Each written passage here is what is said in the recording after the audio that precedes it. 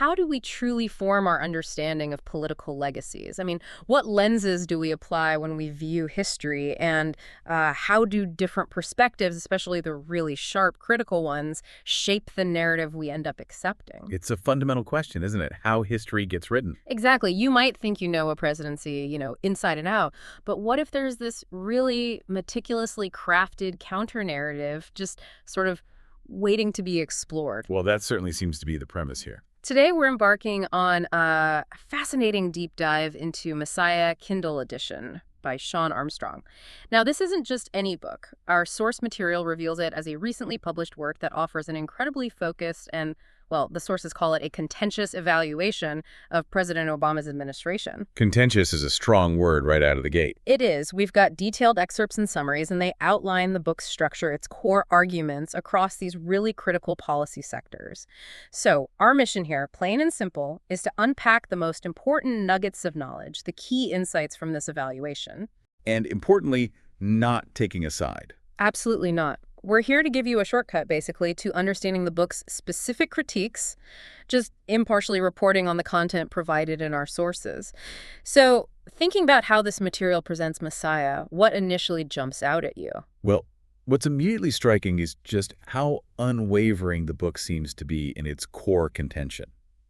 Right from the start, it declares itself a critical, even contentious evaluation. That's not subtle. No, it's pretty direct. It's a direct challenge to maybe more established or, let's say, popular narratives around that period.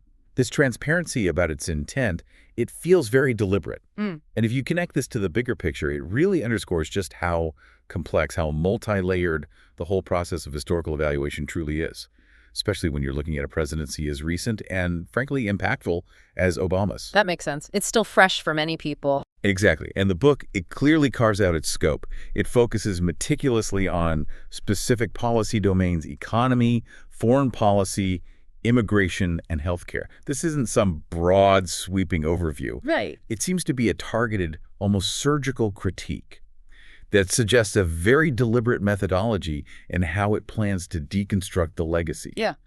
It's challenging, it's promising its own deep dive, but yeah, from a very particular angle. That structural clarity is absolutely key, because before we even get into the nitty-gritty of the arguments, what really caught my eye is the author himself. Ah, yes, the background. Right. We're not just looking at, any political critique. We're looking at one forged by someone with a remarkable, maybe even unique background.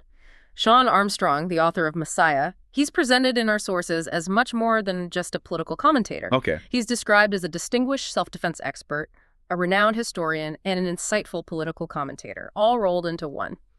So how does knowing who Sean Armstrong is help us approach this book, help us understand the lens he's using? That's a vital question, I think. An author's unique life experience, it inevitably shapes their analysis, right? And Armstrong seems like a prime example. His extensive background, it immediately signals that his perspective isn't solely academic or purely political. It's something else. It feels profoundly practical and strategic. The sources highlight over 2 decades of dedicated service in the U.S. Army. Just think about that for a second. 20 years, that's a career. Exactly. 20 years isn't just a brief tour. It's a career steeped in understanding strategy, national security, logistics, and the very real, often stark implications of policy decisions on the ground. That kind of experience has to cultivate a profound appreciation for cause and effect, for the tangible outcomes of abstract policy. Yeah, that's a lifetime of real-world application, isn't it? And when you couple that military experience with his other credentials mentioned in the sources, a 4th-degree black belt in karate, a master firearms instructor, a combat shooting instructor, it suggests this deep-seated understanding of discipline, precision, strategy, especially in high-stakes environments. How does that blend of, say, physical and intellectual mastery translate into his political commentary? Precisely. His background, as the sources put it, cultivates a profound understanding of both the physical and intellectual realms of defense and strategy. Now, this goes beyond just physical combat. Yeah. It's about the strategic mindset. The intellectual rigor needed to assess threats, to plan defenses, to anticipate the cascade of consequences that stem from actions, whether that's on a battlefield or, in the halls of policymaking. So a very consequences-focused viewpoint. It seems that way. And he's also apparently penned numerous articles and essays on critical societal issues. That points to his ability to translate these real-world, often visceral observations into coherent, perhaps even scholarly arguments. So he can communicate these ideas effectively. It suggests he's not someone shying away from complex, sensitive topics. He's actively engaging with them, but from a perspective forged in disciplined practice and strategic thought. And then there's his active involvement in instructing martial artists and firearm enthusiasts, emphasizing discipline, respect, empowerment, that further showcases a dedication to fostering resilience. Not just in specific skills, but in a whole mindset. So, okay, if his life has been dedicated to understanding defense and strategy from all these angles, teaching others how to navigate real-world challenges with confidence, with poise, it makes a compelling case that he'd bring that same rigorous, consequences-focused mindset to analyzing political decisions. He's not just a theorist, then. Not at all. His insights are presumably grounded in lived, practical experience. That's the critical connection, I think. His military background isn't just a footnote in his bio. It's directly and, frankly, undeniably relevant to the book's discussions, especially those concerning things like military pension cuts, foreign policy decisions, national security. Right, areas he'd have direct insight into. Exactly. So when Messiah critiques, say, military readiness or foreign policy missteps, it's doing so from the perspective of someone who has lived within that system, someone who understands its vulnerabilities and strengths firsthand.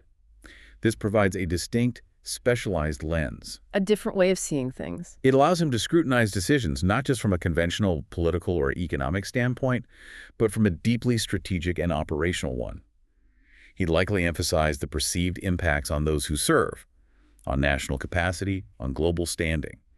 This unique vantage point is absolutely crucial for understanding the specific angles of critique in Messiah. And why certain issues might get more emphasis than others. Precisely. It frames his commentary as coming from a place of direct lived experience. That adds a layer of, well, authenticity to his arguments, whether you agree with them or not. It allows him to challenge narratives by saying, in essence, look, I've seen how this plays out on the ground. Okay, so with that very specific authorial lens in mind, how does this all translate into the actual arguments laid out chapter by chapter in Messiah? The book is structured pretty clearly, taking on different domains. Let's really dig into what it highlights in each. And always remembering this is the book's specific and contentious evaluation as reported in our source material. To do it. Kicking off with chapter 1 titled The Economy. The book immediately dives into some heavy-hitting issues. It discusses military pension cuts. Given Sean Armstrong's background, that feels like a very deliberate, maybe even personal place to start. How does the book frame those cuts? What's the specific criticism? Well, the book seems to frame military pension cuts not just as some, fiscal adjustment. It frames them as a profound and significant issue, one that directly challenges the implicit contract between the nation and its service members. Okay, so a breach of trust, almost. That seems to be the implication. It likely delves into specific legislative acts, perhaps citing the 2013 Bipartisan Budget Act and its impact on cost of living adjustments, the COLA, for military retirees. The book seems to go beyond just abstract numbers. How so? By connecting these cuts to tangible, real-world negative repercussions for military families. It might illustrate scenarios where, say, dual-income military households already managing the unique pressures of service suddenly faced unexpected financial strain. Right, making things even harder. Or found it significantly harder to plan for retirement. And that directly impacts things like retention, morale, the long-term health of the all-volunteer force. It's about showing how seemingly small policy changes can have these ripple effects that undermine a critical pillar of national defense and family stability. That's a powerful way to frame it, really focusing on the human impact. And the chapter doesn't stop there. It also addresses what the book describes as an illusion of success during Obama's presidency. Now, for our listeners who are pretty well-versed in economic indicators, how does the book specifically define or frame this illusion? Does it just mean general dissatisfaction? Or does it challenge the metrics themselves, or focus on specific groups left behind? That's a vital distinction. The book, as detailed in our sources, doesn't seem to just dismiss success outright. Instead, it argues the illusion stemmed from a selective focus on aggregate data, things like GDP growth or the falling unemployment rate, while neglecting crucial underlying indicators. Okay, so cherry-picking data in its view. Essentially, yes. It defines this illusion by highlighting metrics like, perhaps, long-term unemployment rates for specific age groups, or stagnant wage growth for the middle class. It argues that while the overall picture looked positive, the fundamental economic challenges for many Americans persisted or maybe even got worse. This creates a discrepancy in the book's view between the official narrative and lived experience. Can you give an example? Sure. While the headline unemployment rate might have dropped significantly, from around 10% down to 5% by the end of Obama's second term, the book might focus on the labor participation rate. Ah, the number of people actually working or looking for work. Exactly, which fell significantly during this period and remained stubbornly low. It would contend that a lower unemployment rate could be misleading if a large chunk of the working-age population just exited the workforce altogether. That would mask underlying economic weakness. It's an argument that challenges you, the listener, to look beyond the most publicized numbers. So it's really drilling down into how these government policies, from the book's perspective, created or maybe exacerbated these alleged adverse effects on labor participation and military families, translating broad policies into very specific personal hardships. Precisely. The book argues that these policies had direct, detrimental impacts on individuals and families, making the economic recovery, in its view, uneven or maybe superficial. So not benefiting everyone equally. That's the argument. For military families, as we just discussed, the pension cuts are presented as a direct financial blow, affecting their security, their stability. For the broader labor force, the implied adverse effects on participation suggest that government interventions, rather than stimulating widespread employment or opportunity, might have instead created barriers or disincentives. How does it argue that? Well, the discussion within the book centers on how these policies, in the author's view, actively contributed to economic stagnation or hardship for certain segments of the population. It might cite specific industries that struggled or particular demographic groups that saw their employment prospects dim. It challenges the narrative of a robust recovery that lifted all boats. Shifting the focus. Right. It shifts the focus from macroeconomic indicators to these micro-level experiences of economic strain. It asserts that the administration's policies, whether intentionally or not, deepened divides and left certain communities behind. And finally, this chapter also delves into broader economic and social issues, things like welfare reform, dependency, and spending in America.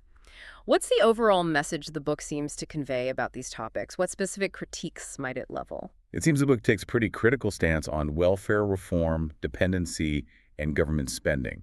It implies a perspective that's deeply wary of extensive government intervention and social welfare programs. It likely argues that certain policies, far from fostering independence and economic growth, may have inadvertently led to increased reliance on state assistance, creating a cycle of dependency, perhaps, rather than promoting self-sufficiency. How might it illustrate that? For instance, it might critique specific expansions of welfare benefits or, say, food stamp programs, arguing that while maybe well-intentioned, they could have disincentivized work or encouraged a long-term reliance on government support, thereby distorting the labor market. And on spending. On the issue of spending, the book would likely convey a strong message about fiscal prudence, arguing that the administration's spending habits were unsustainable, leading to an expansion of the national debt that would burden future generations. It might cite specific figures on the debt growth or the cost of stimulus packages, positioning them as evidence of fiscal irresponsibility in its view. So advocating for a more limited government role. That seems to be the perspective, yes. Framing spending as potentially excessive or misdirected, and ultimately detrimental to individual autonomy and national solvency. If we connect this to the bigger picture, the economic critiques in Messiah really seem to pivot on this idea of long-term sustainability and the real-world impact on key demographics like military families, the broader labor force. It explicitly questions the foundational premise of economic recovery through its lens of illusion of success, which encourages critical thinking, right, about how economic narratives are constructed and which populations truly benefit from them. It urges readers to scrutinize the hidden costs and unintended consequences of policy. Okay, let's shift gears now and move on to Chapter 2, Foreign Policy. This section, well, it really seems to put the author's unique background into sharp relief. Yes, you'd expect that. The book doesn't just broadly criticize foreign policy. It drills down into specific military engagements, specific controversial decisions. First, it analyzes what it calls Obama's foreign policy missteps. Now, given Armstrong's strategic background, how does the book define missteps? What criteria does it likely use for this evaluation? That's a great point. Given Armstrong's extensive military and strategic background, the book's definition of missteps would likely be far from abstract. He would probably define them in terms of a perceived failure to safeguard or advance core U.S. national interests. Okay. Or maybe a weakening of America's global standing, or a demonstrable undermining of military capacity and strategic deterrence. The criteria would almost certainly involve a cold, hard assessment of outcomes. Like, did it work? Basically, yes. Did the policy achieve its stated objective? Did it create more problems than it solved? Was the use of force, or maybe the decision not to use force, strategically sound? For example, it might criticize policies that were perceived as lacking a clear end state. Right, no exit strategy. Or those that fail to account for regional power dynamics, thereby creating vacuums that hostile actors could exploit.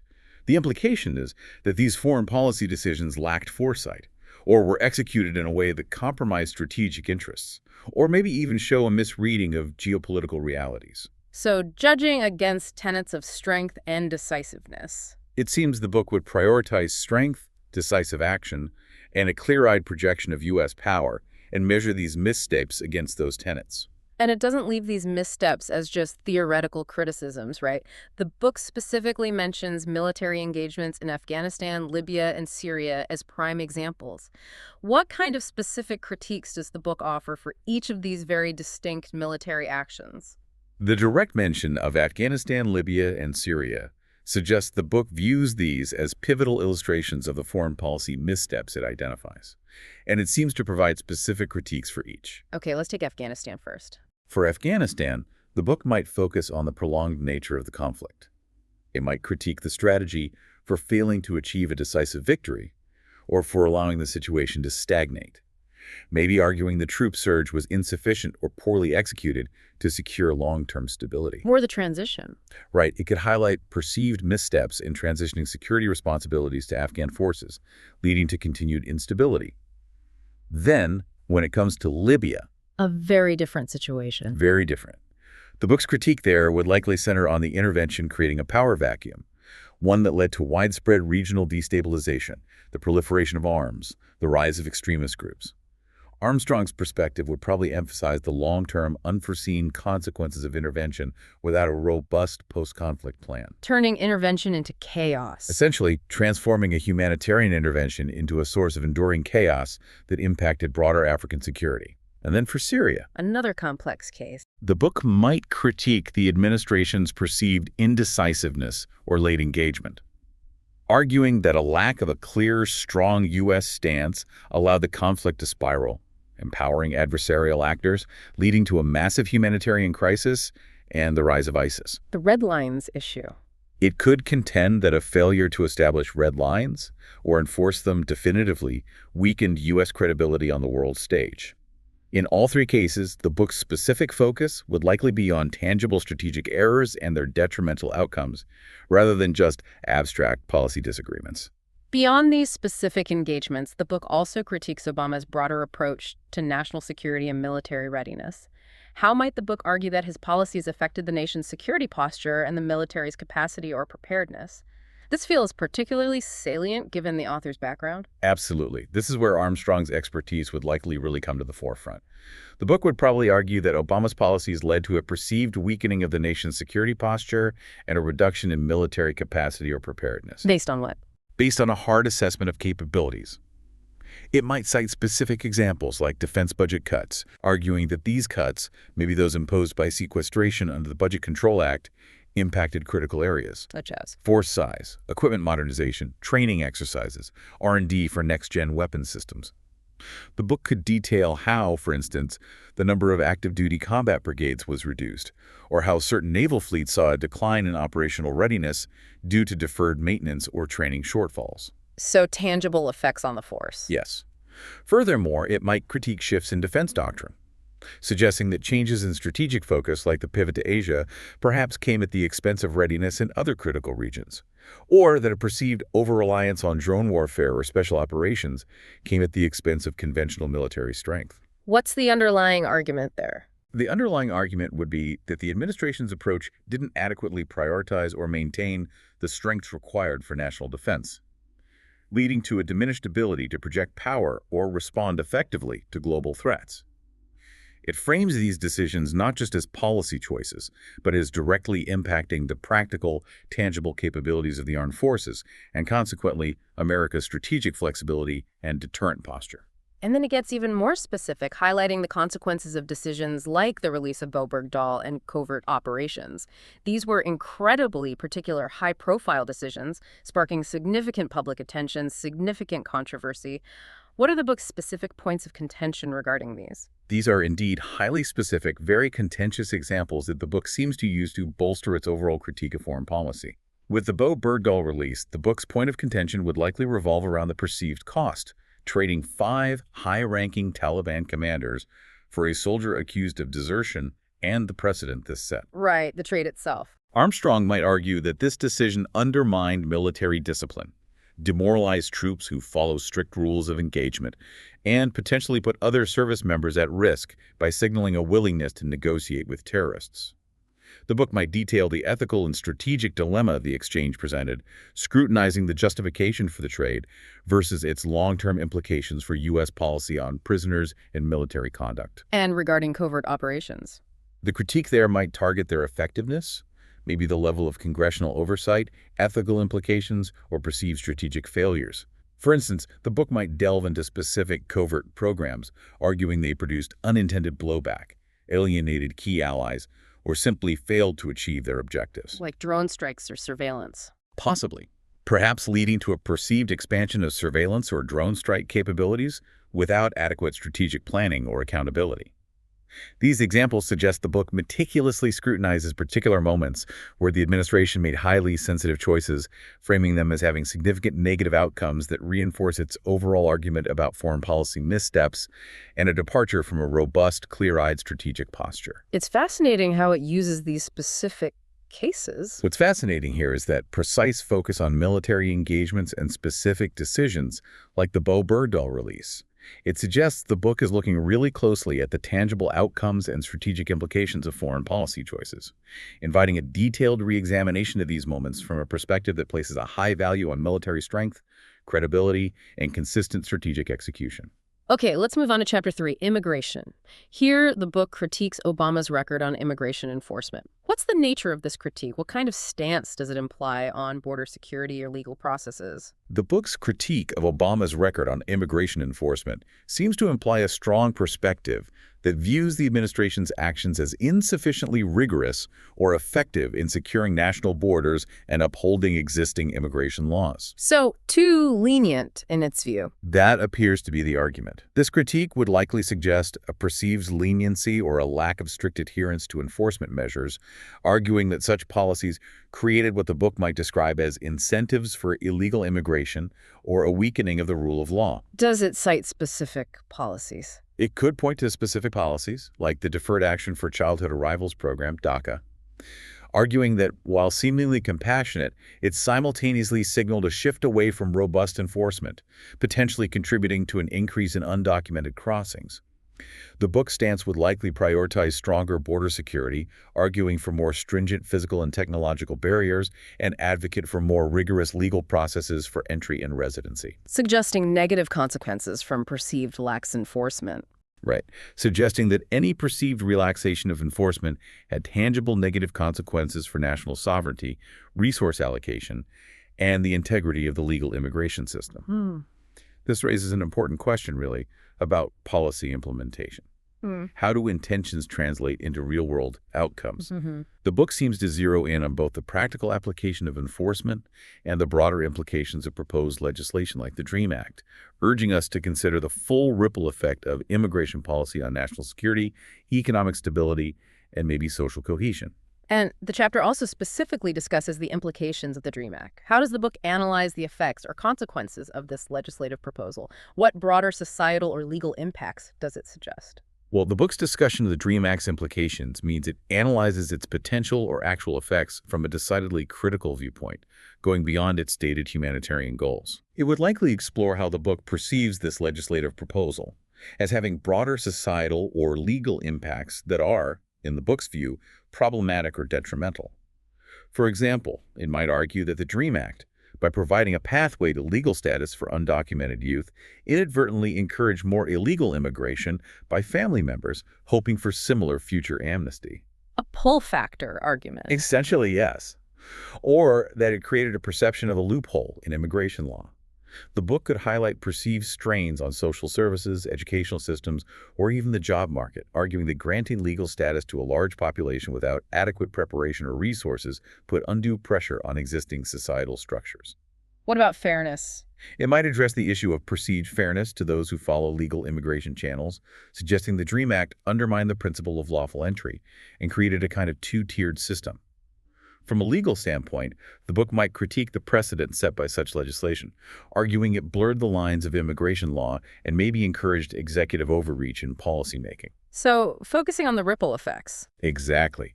By highlighting implications, the book encourages you, the reader, to consider not just the stated goals of the DREAM Act, but its cascade of ripple effects and long-term consequences, framing it within a larger discussion about immigration policy's fundamental role in shaping national identity, resources, and legal principles. It's about scrutinizing the full spectrum of potential outcomes, as perceived by the author, and challenging the narrative that such acts are without significant downsides. So what does this all mean for healthcare? Chapter 4, dedicated to Obamacare, the Affordable Care Act. The book clearly takes a very strong stance here, hitting on issues that were certainly, front and center in national conversations during its implementation and beyond. Absolutely a major flashpoint. The book outlines specific criticisms, including rising costs. How does the book present this issue? Does it offer specific details? Yes, it seems the book presents rising costs as a central critical flaw of the Affordable Care Act, arguing it fundamentally failed to deliver on its promise of affordability. It doesn't just make a blanket statement, though. How does it back that up? It meticulously details how, for instance, in specific state exchanges, average premiums for a benchmark plan might have risen by a significant percentage, maybe citing figures like a 25% or 30% increase from, say, 2014 to 2017 in certain markets. Real numbers. Right. Or showing how deductibles for mid-tier plans often left patients with significant out-of-pocket expenses even after subsidies, contrary to the ACA's promise of widespread affordability. The book might also bring in examples of specific insurance providers exiting markets due to perceived unprofitability. Limiting choice. Exactly. Further limiting patient choice and creating these bare counties with only one or maybe no insurers, arguing this was a direct consequence of the ACA's regulatory framework. Its stance is that the ACA didn't effectively contain costs, but rather exacerbated them, making healthcare less affordable and accessible for many citizens, while simultaneously increasing the financial burden on taxpayers through subsidies and expanded Medicaid. This point seems to be a cornerstone of its overall contention regarding the policy's effectiveness and its perceived negative impact on the average American's wallet. And it goes further, highlighting negative impacts specifically on patients and doctors. What types of specific impacts does the book identify here? How does it illustrate these points? The book appears to elaborate on the types of impacts it identifies as detrimental for both patients and doctors, painting a picture of a system strained by the ACA's implementation. For patients, what might that look like?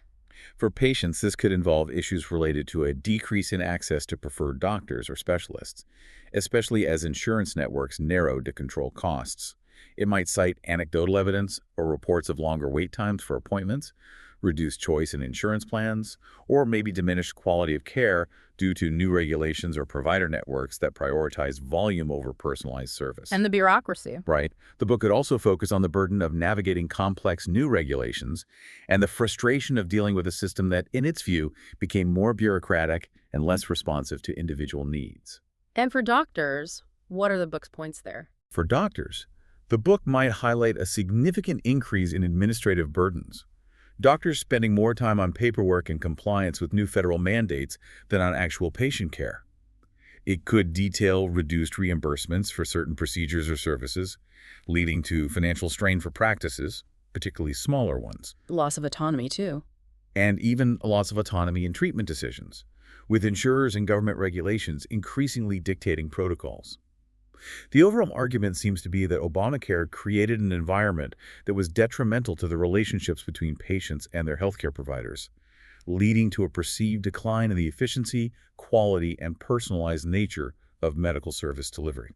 Beyond the direct financial and operational impacts, the chapter also covers the political controversies surrounding Obamacare's implementation. And that was certainly a tumultuous period, wasn't it? It absolutely was. The book seems to delve deeply into that fraught political landscape, the intense debates that surrounded Obamacare's rollout and its ongoing management. What would that include?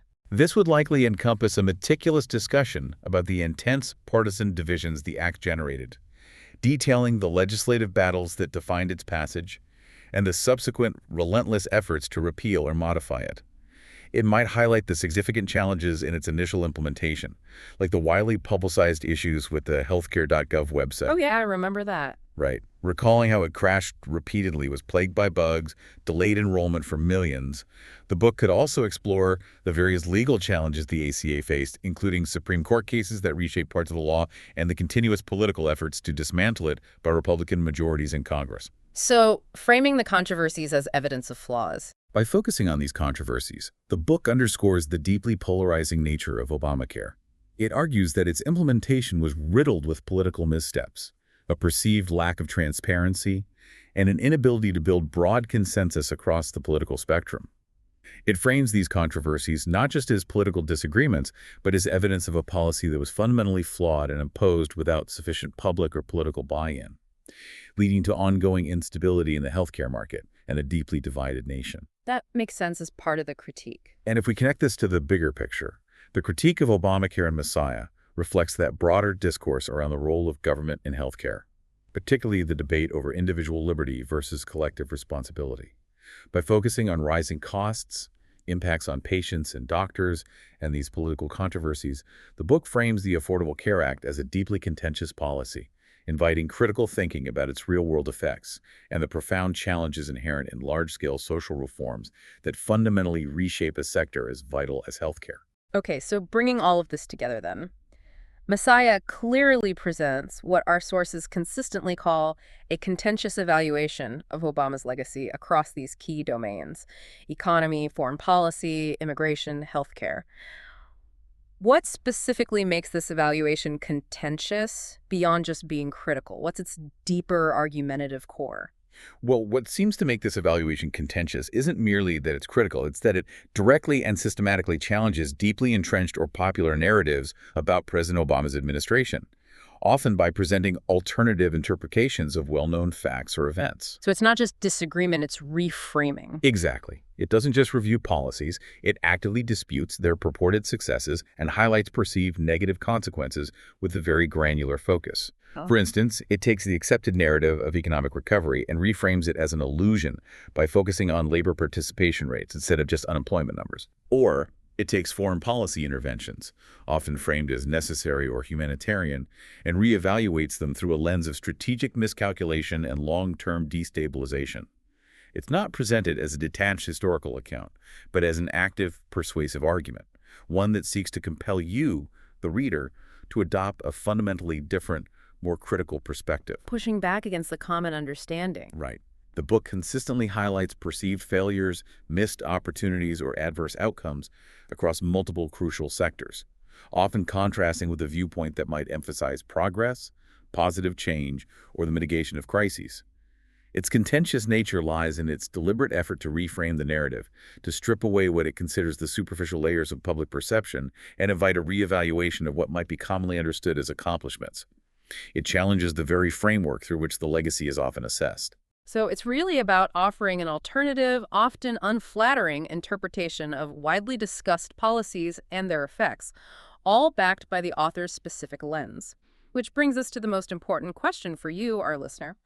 Why should you care about understanding this particular book's perspective? What specific insights does it offer you? That's the crucial takeaway, isn't it? Understanding this particular book's perspective is valuable precisely because it offers a distinct, meticulously detailed, and often provocative counter-narrative to many commonly held views. Which is important for being well-informed. Absolutely. In a world saturated with information, being truly well-informed requires engaging with diverse viewpoints, especially those that are contentious or challenging. This book provides a rigorously structured argument from a specific, consequence-driven perspective.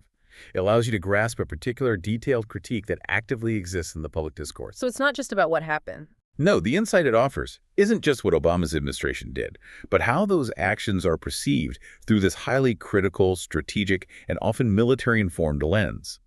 For instance, it pushes you to question whether a declared economic recovery was truly felt by all Americans, or to reevaluate foreign policy decisions not just on immediate outcomes, but on their long-term strategic reverberations.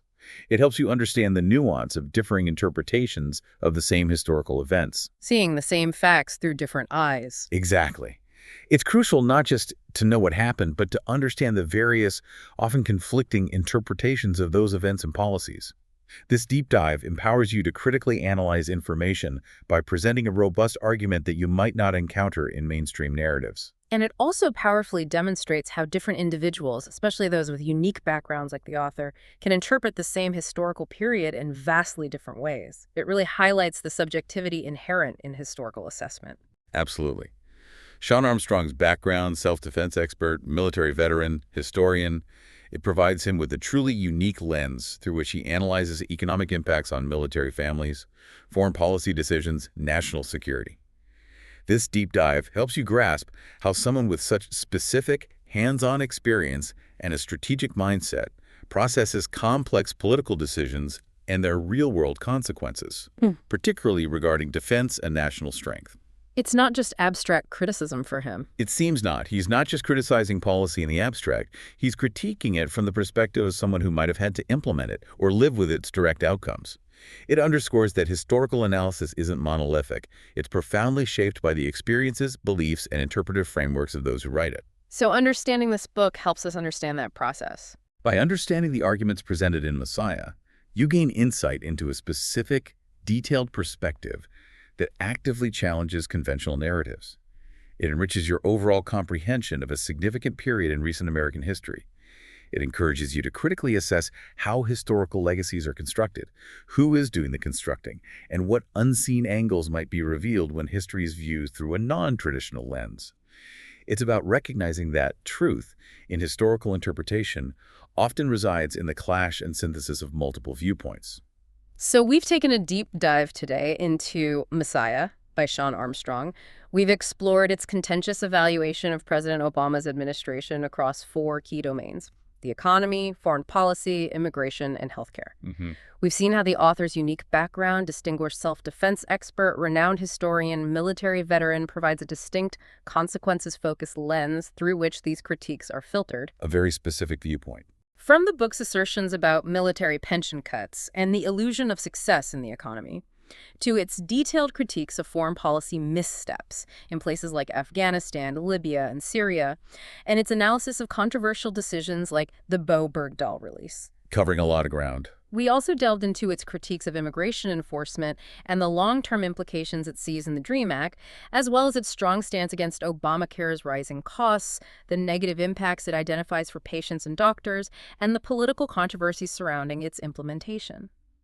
The book truly stands as a meticulously detailed counter-narrative. It challenges established perceptions and offers a rigorously structured argument based on that specific authorial lens. Yeah. It prompts us to consider the multifaceted ways in which a presidency is assessed and how personal experience, particularly one rooted in defense and strategy, can profoundly shape that assessment, urging us to look beyond surface-level narratives for deeper, often unstated consequences. Which leaves us with a final thought. As we consider Messiah and its structured critique, it really leaves us to ponder. In an age of information abundance, where headlines often shape our immediate understanding, how do we truly discern between an illusion of success and genuine, broadly felt progress? A crucial question. And what vital role do individual perspectives, like that of an author with Sean Armstrong's unique background, play in shaping and often challenging our collective understanding of history and policy outcomes? It's a powerful reminder, isn't it, that truly understanding the past, or even recent history, means actively seeking out and engaging with the full spectrum of viewpoints, no matter how challenging or contentious they may be.